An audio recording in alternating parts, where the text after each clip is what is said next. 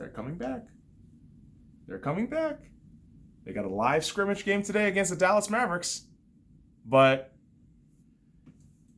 after 135 days, the Lakers are back.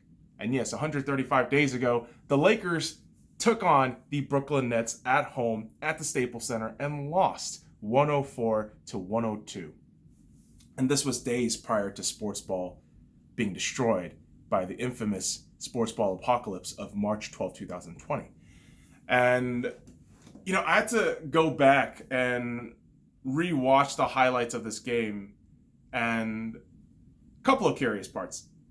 A crowd being there is now weird, right? We live in an age now in July where crowds in stadiums and arenas is a bizarre fucking thing. But the other curious part was Avery Bradley in the lineup for the Lakers, where he's not going to be in Orlando, right? Personal reasons. Kudos. But you see just how versatile the Lakers can be with all their players. And yeah, Avery Bradley not being a part of the lineup is a bit of a bummer, but there are decent replacements. I'm not talking about J.R. Smith. I'm talking about cats like Alex Caruso, Kentavious Caldwell-Pope. I mean, hell, if Talon Horton-Tucker's up to it, put him in there, right?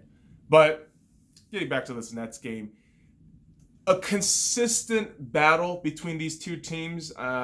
You have the Lakers pulling away at times, but the Nets stuck it right there, right next to the Lakers. And curiously enough, no Kyrie Irving. And I know I'm already kind of the face of the Kyrie haters amongst my friends, but I'm not gonna lie to you, there's really nothing valuable about him from a team perspective. Yeah, he's a great fucking ball player, but dude is an absolute fucking cancer, and he's a nuisance. And yeah, a lot of you motherfuckers are getting your fucking dicks hard because these NBA players are becoming social justice warriors, but guess what, motherfucker? That's just a distraction.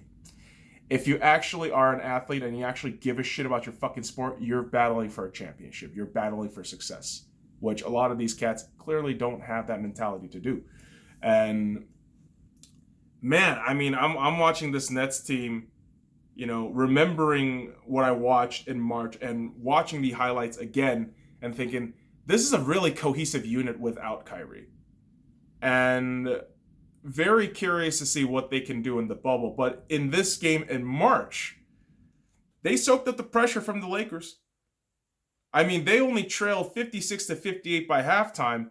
And during the third and fourth quarter, the Nets were on the Lakers' ass. I mean, the Lakers were trying their fucking best to close out at home, but no. Nets were there the entire time. I believe it was Spencer Dinwiddie who went ahead and got the go-ahead points for the Brooklyn Nets, and the Lakers, with only a couple seconds left, had the ball in possession.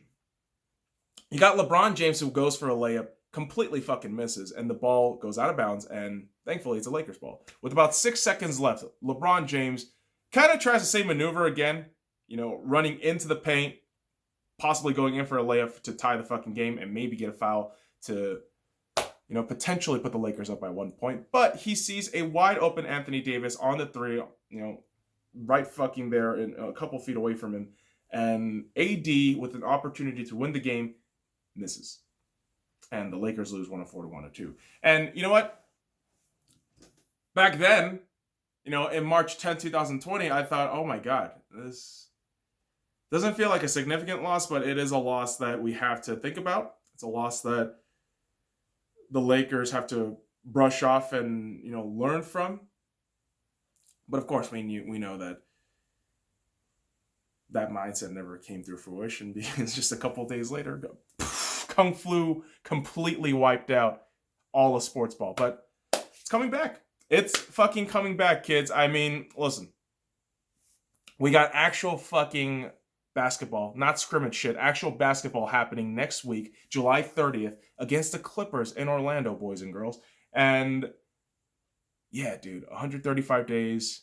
without basketball. We're now fucking getting it back. It's awesome. I can't fucking wait for it. And yeah, the ultimate hope as a Lakers fan right now is that they can get through, the qualifying round or the play-in, whatever the fuck you want to call it, and then eventually, once they get to the playoff, section of this restart, that they could do something spectacular.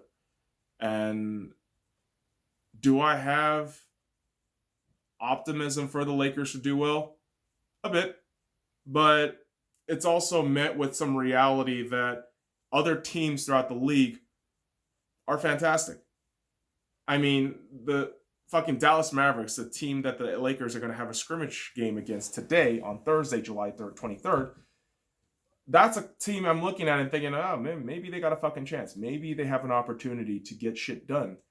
But, Lakers are coming in heavy favorites, and with that, there are expectations. And I don't know. I don't know if this team is going to be able to, cope with that pressure, or, hell, even fucking meet the expectations. But we'll see how things happen.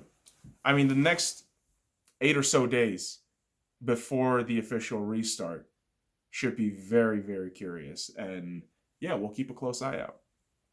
And hopefully, kids, it can mean the Lakers winning a fucking championship. Ring number 17, motherfuckers. Ring number 17. That's the hope. That's the dream right now. All right? So that does it for me, kids. Follow me at the Sky Lounge on all the links in the description below. Like, comment, subscribe for more daily contents. Let's go, Lakers. Now, fuck off.